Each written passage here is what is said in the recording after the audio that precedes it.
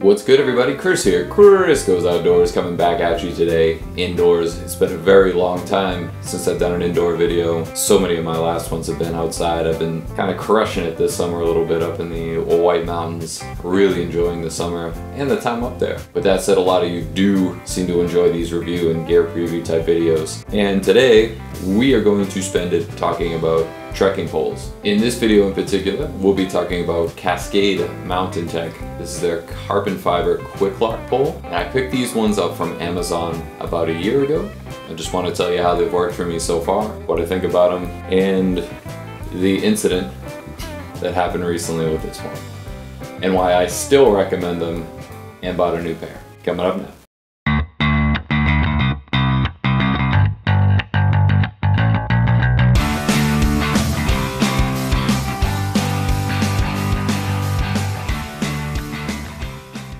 This is my pair, well, single one, and you'll see why I'm only holding the single one shortly.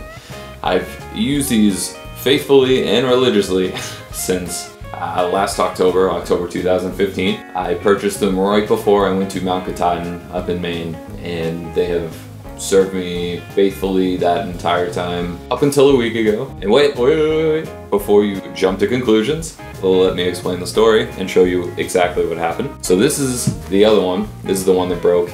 You can see here, the tips here. It did break on the carbon fiber. It did hold together though. It did not completely snap off. So let me explain what happened. I hike in the White Mountains. It's my go-to spot. It's the one closest to me. If you've ever hiked in the White Mountains, it is extremely rocky, and the terrain is it's pretty tricky terrain. So I was coming downhill, put the pole down, and it happens. I didn't have a basket on the other one. I got it stuck in between two rocks. And usually when I do that, I'm great. Like, I can keep walking, I pick it up quick, and I'm on my way. So as I was walking, I felt it get stuck, went to pull it up, and I thought I had pulled it all the way out. I did not.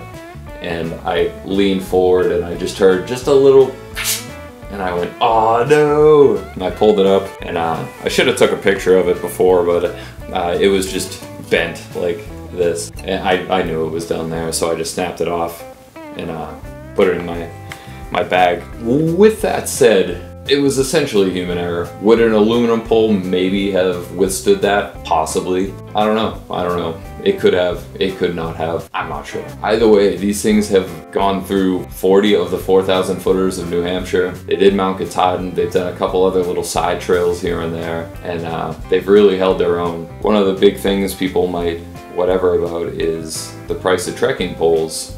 And I know a lot of the other companies are pretty expensive. You can end up paying close to, like, you know, anywhere between $100, $200 for trekking poles. I bought these initially for $40, which I don't know how you can really beat it. I legit have not had an issue with these, period. And I'm not saying White's is like the trickiest terrain in the world, but it's pretty challenging terrain. I have beaten these things, beaten them. And the only thing that I could really break them on was jabbing them between a rock and putting all my body weight forward on them, which I feel like is gonna break most poles anyway. Pretty sure the ones with the rubber grip are on Amazon right now for $44 shipped if you have Prime. And to make up for the loss of my other guy,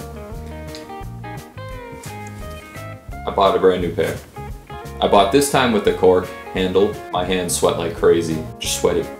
So figure the cork might be a better choice. So I went with the cork handle this time. I believe the cork was $2 to $5 more expensive. I think I paid $44 or $47 for these. I'm not exactly sure. Good stuff.